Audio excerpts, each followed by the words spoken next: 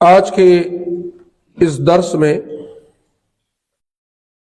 مرزائی کا ایک اعتراض ہے۔ جیسے کہ مرزائیوں نے دلیل کے طور پر اجرائے نبوت میں یہ آیت پیش کیا تھا، یا بنی آدم اما یأتینکم رسل منکم یقصون علیکم الی آخرہ،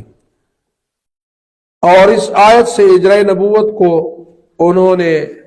ثابت کرنے کی کوشش کی تھی، اور اجرائے نبوت پر یہ دلیل انہوں نے کہا تھا۔ تو اگر ہم تسلیم کریں کہ اس آیت سے شریعت کا جاری ہونا ثابت ہوتا ہے، لیکن سورہ مائدہ کی آیت نمبر 3 الیوم اکملت لکم دینکم واتممت علیکم نعمتی ورضیت لکم الاسلام دینا، اس آیت سے ثابت ہوا کہ دین اور شریعت مکمل ہو چکی ہے، لہذا اب کسی قسم کی نئی شریعت کی ضرورت نہیں رہی۔ الجواب،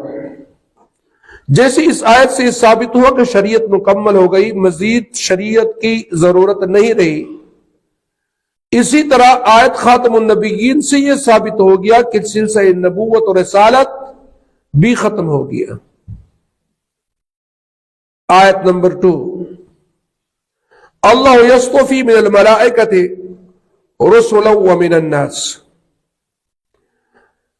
سورہ حج آیت نمبر 75، بے شک اللہ تعالیٰ فرشتوں اور آدمیوں میں سے پیغام پہنچانے والوں کو چن لیتا ہے۔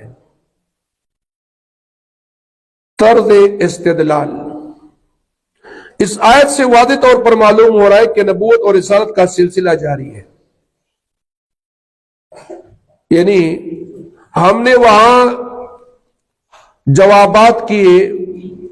اور اس میں ہم نے ثابت کیا کہ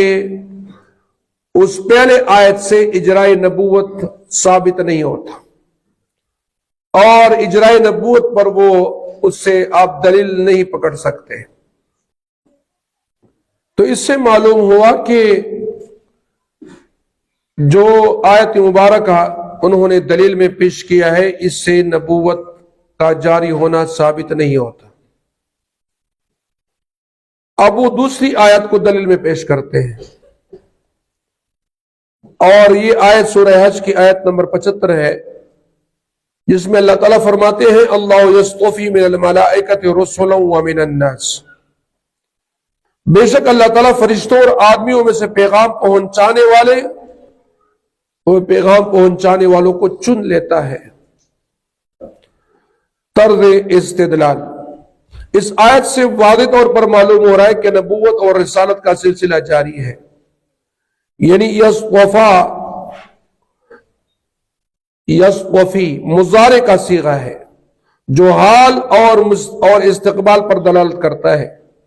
جس سے معلوم ہوتا ہے کہ اللہ تعالیٰ فرشتوں اور لوگوں سے رسول چنتا رہے گا۔ تو مرزائی کہتے ہیں کہ اس آیت سے ہماری مدعات ثابت ہوتی ہے، یعنی نبوت کا جاری ہونا ثابت ہوتا ہے۔ تو ہم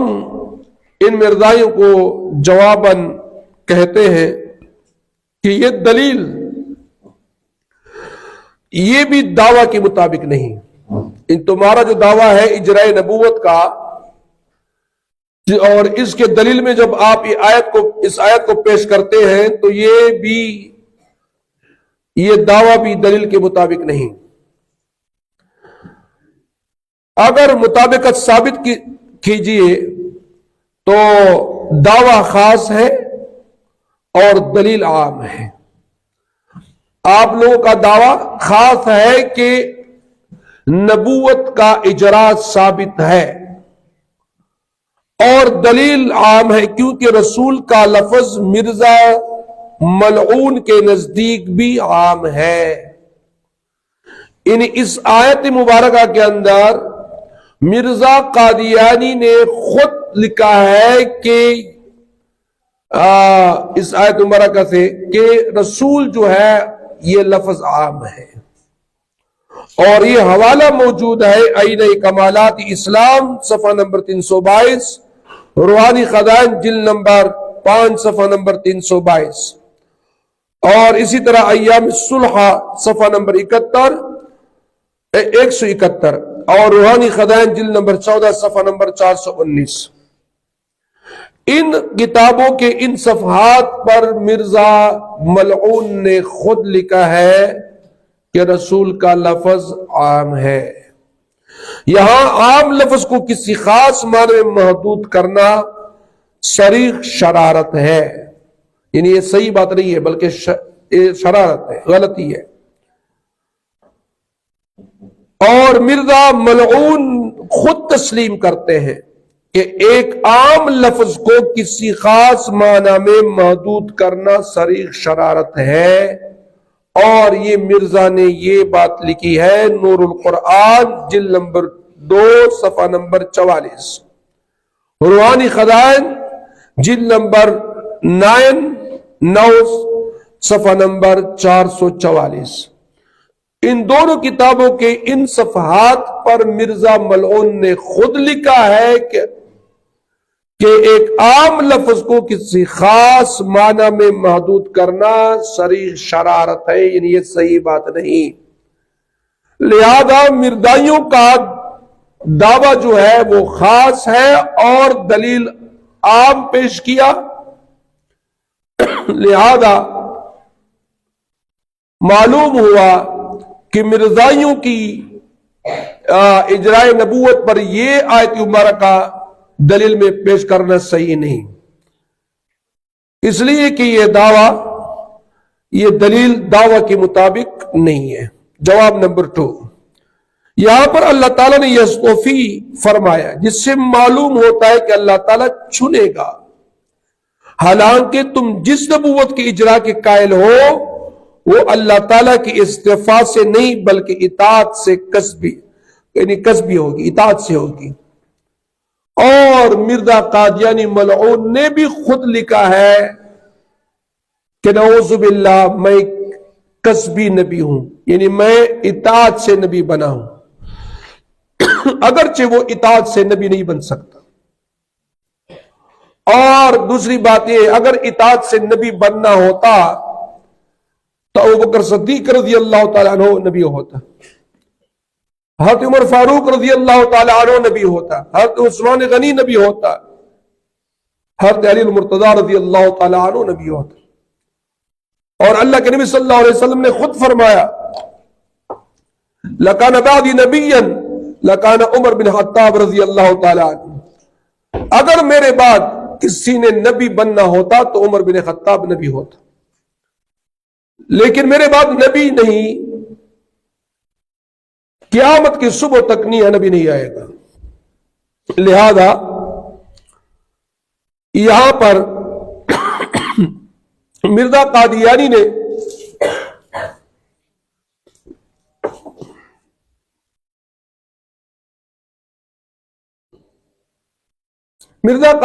خود لکھا ہے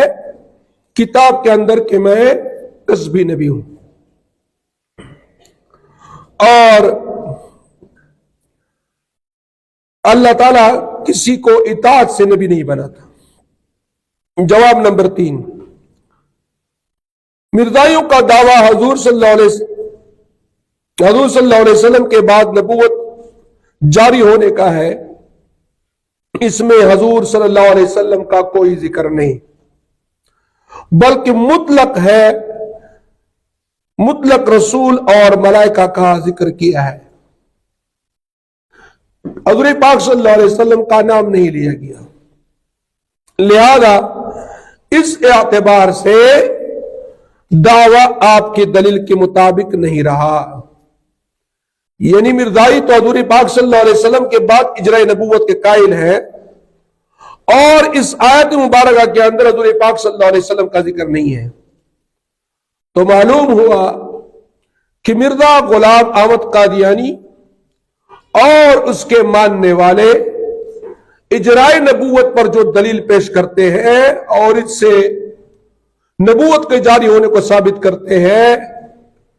تو ان جوابات سے معلوم ہوا کہ ان آیت مبارکہ سے نبوت کا جاری ہونا ثابت نہیں ہوتا، اور قادیانیوں کے دونوں دلیل اپنے دعوے کے مطابق نہیں ہے، لہذا جب دلیل دعوے کے مطابق نہ ہو تو اس دلیل سے پھر اپنی مدعا کوئی بھی ثابت نہیں کر سکتا۔ لہذا معلوم ہوا